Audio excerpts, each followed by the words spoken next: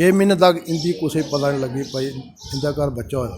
दादी दादे ने कोई पटारी पाइए नहीं छपाइए रखे था, लेकिन ये आपे बोले 6 महीने दे आपे बोले। उन्हें आख्या दोस्तों जिन्ना तुसें सहारे आ रही है कटरा दे माता वैष्णो पुजारी उन्हें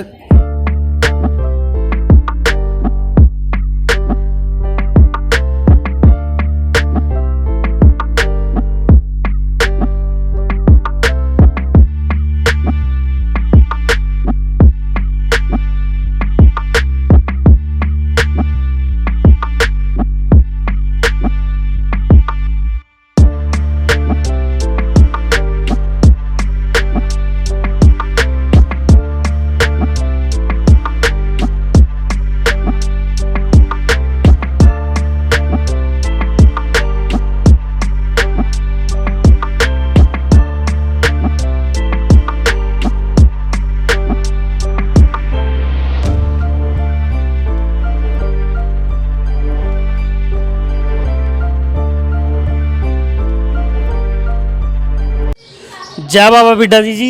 अज तुसें अस लेई आया रियासी बाबा बिड्डा जे देवस्थल विच बड़ा मशहूर देवस्थल है ते बड़ा प्राचीन देवस्थल है। ते अस तुसें बाबा बिड्डा हुंदी जुड़ी दियां किश जानकारी दसगे। इत्थों जेह्के पुजारी न जेह्की इत्थों देख रेख करदे न अस इंदे मूंह गल्ल सुनगे। जय बाबा जी। जय बाबा बिड्डा जी।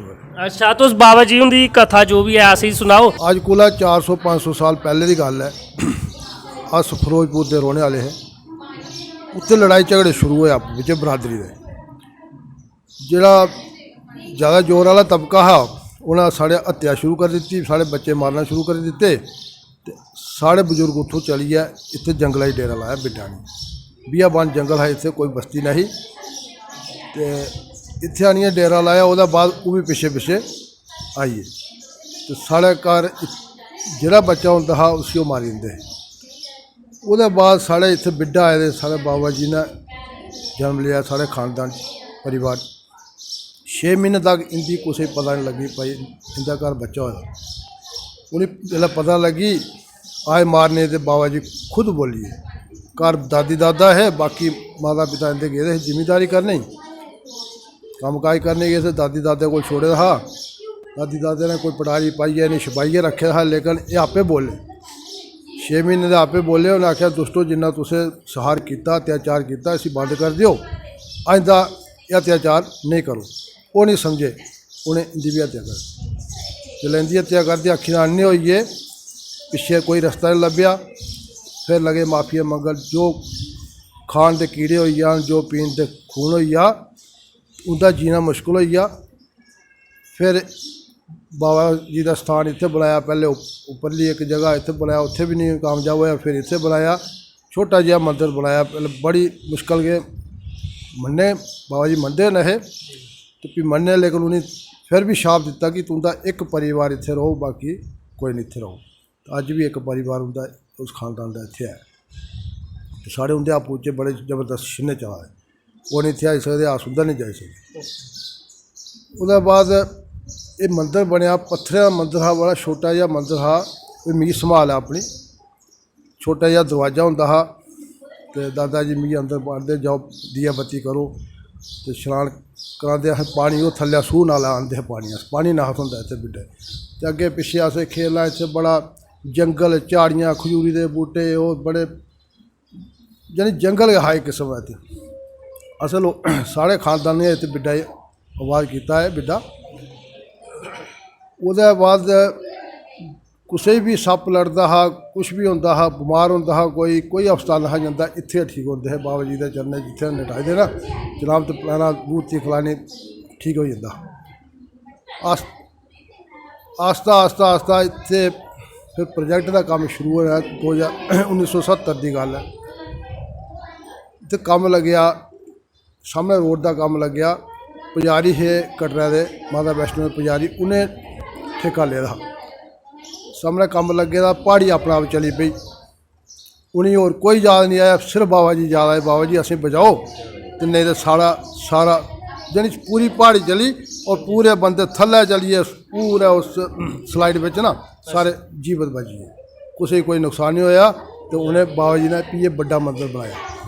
पुजारियों जो बाबा जी का बड़ा मंदिर बनाया। तो पहले छोटा मंदिर था, पत्थरें का मंदिर था। बड़ी प्यारी जगह ही। अस छोटे बच्चे इत्थे खेलते, असें कोई सप्पै कीड़े का डर नहीं, बड़ा आनंद आंदा हा। अज्ज देखो वो सीनरी नहीं लभदी जेह्ड़ी पैह्ली चीज़ ही।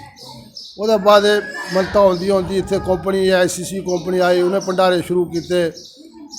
ये दूआ मंदिर शिवजी का साढ़े दादा होरें दादा उंदे बड्डे भरा है, उन्हें पैह्ले छोटा मंदिर बनाया, फिर असें इत्थूं दे बाबे जी दी जेह्ड़ी चरत होंदी इस्सै वजह ने सारी डिवेलपमेंट जेह्ड़ी कीती है ते मंदिर भी बनाया दूआ शिवजी का। ते हून लोग इत्थे बड़े बड़े जग दिंदे। कुसै दा बच्चा नहीं होआ दा, बच्चे दी मनोकामना रखी, कुसै दी नौकरी नहीं लग्गा दी, नौकरी मनोकामना रखी दी। कोई भी मनोकामना अपनी जेह्ड़ी है और हदे इत्थे पूरी हो जाती। और इत्थे हर त्रीए दिन भंडारा, जानी एक मंगलवार वीरवार ऐतवार छोड़िए ते कास्ती का बर्त छोड़िए भंडारे लगातार चला दे। इस वेल्ले भी एडवांस 2 महीने की बुकिंग हो चुकी है। साढ़ा एक बड़ा जग वार्षिक जग होंदा जेह्ड़ा साल का होंदा, बसाख महीना शुक्ल पक्ष द्वादशी तिथि बड़ा भंडारा होंदा, वो जेह्ड़ा अस बरादरी करने। तो बाकी आम लोग जेह्ड़े ना रोज़ भंडारे चलते रौंह्दे। इत्थे तरह तरह के पकवान बना दे, राजमा चावल छोले आलू मटर पनीर हर एक चीज़ बनाई है।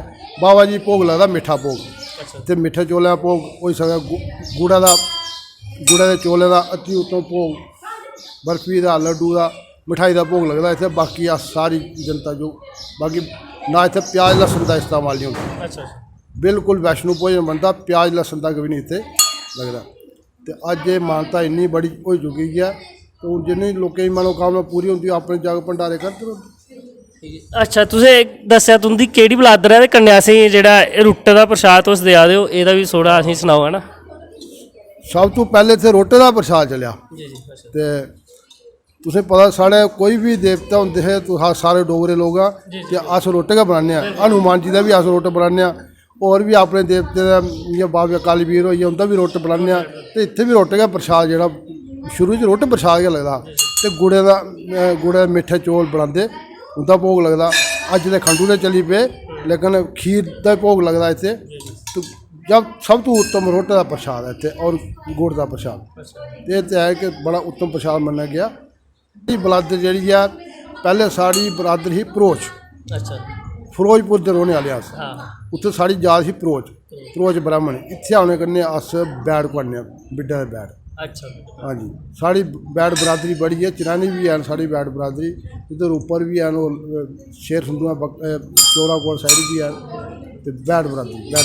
अच्छा जी, जिसने कुसै दूरा दा अगर औना होऐ, कोई जम्मू खित्ते बिच्चा थल्ले आवा दा, कोई कठुए साइड दा आवा दा, इत्थे पुज्जने दा केह् रस्ता है ते कि'यां नहीं आई सकदा? इत्थे जम्मू का सीधा रस्ता जी। अजकल दिल्ली का लोग इत्थे पुज्जा दे घर बैठे। उत्थे तुस बाबा जी याद करो तो उत्थुआं प्रशाद तुस रीनी भन्नुड़ो तो बाबा जी उत्थे सुन लैंदे, तुंदी मनोकामना पूरी होंदी। फ्ही तुसें औना होऐ ते जम्मू का रियासी आई जाना, सीधा जम्मू का टैंपू पकड़ना, बस पकड़नी, रियासी आई जाना। रियासी का अगे पुछना बिड्डा बाबा जी का मंदिर जाना, बिड्डा आटो चला दे, इत्थे सीधे बाबा जी के दरबार दा पौड़ियां गेटा बाहर जाना।